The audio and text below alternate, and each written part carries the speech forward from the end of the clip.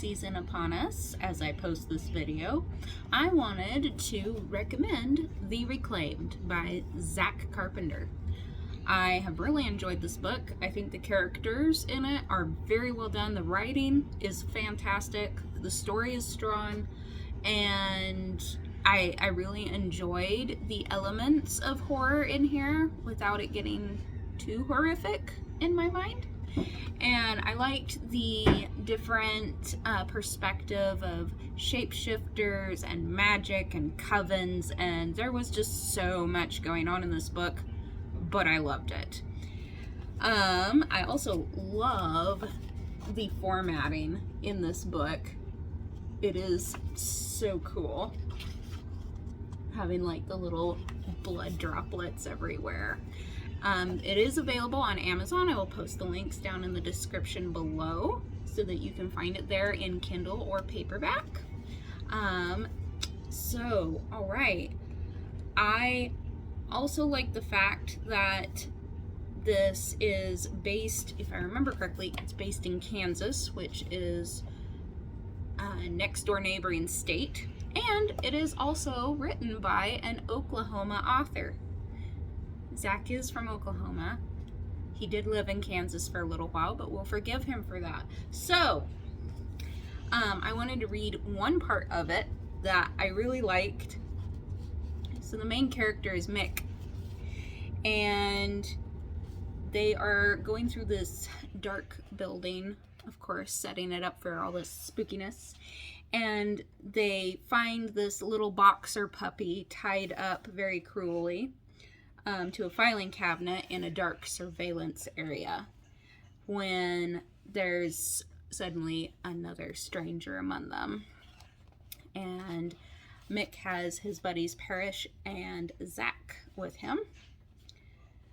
Parrish suddenly brought the barrel of his shotgun up without warning, aiming it off at something beyond the glow of the security monitors. "Step out of them shadows. I can see ya," he growled.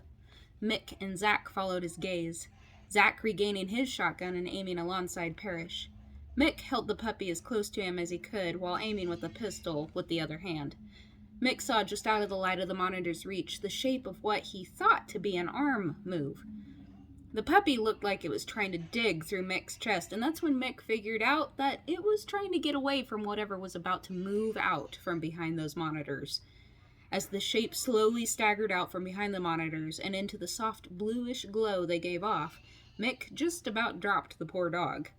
What came walking out from behind them was a tall man about 6'1", wearing a bloody burlap mask that had eye holes cut out and an oversized smile stitched into the cloth.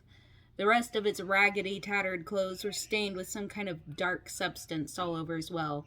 The person gave off a musty but faint scent of copper, and Mick got the feeling the stains in the dark clothing were blood. The man wore a dark, lawn-sleeve work shirt with a name patch embroidered over the left breast. Jack. He wore old shredded jeans that were stained dark brown, definitely blood, and on the intruder's feet he wore a pair of steel-toed work boots with the leather torn off of the steel toe part. His hands were covered with an old pair of gardening gloves, and was that straw poking out of the rips and tears in this guy's clothes? He walked with unstable, jerky movements like a life-sized marionette, so much so that Mick almost caught himself looking for strings. The stranger began to speak through his mask. It was a dry, coarse voice that sounded like tires crunching over loose gravel in a driveway. "Does the Mick Johnson like the gift?" he asked, his head twitching as he drew out Mick's last name. So, yeah, I'll leave it there. Like I said, I will leave the links to this, to the Kindle, where you can get the Kindle and the paperback, in the description down below. Be sure to go check them out, and definitely recommend this as a nice spooky season book.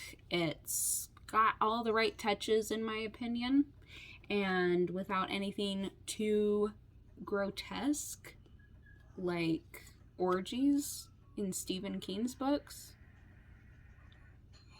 So, anyway, yeah, definitely go check it out. And thanks for watching.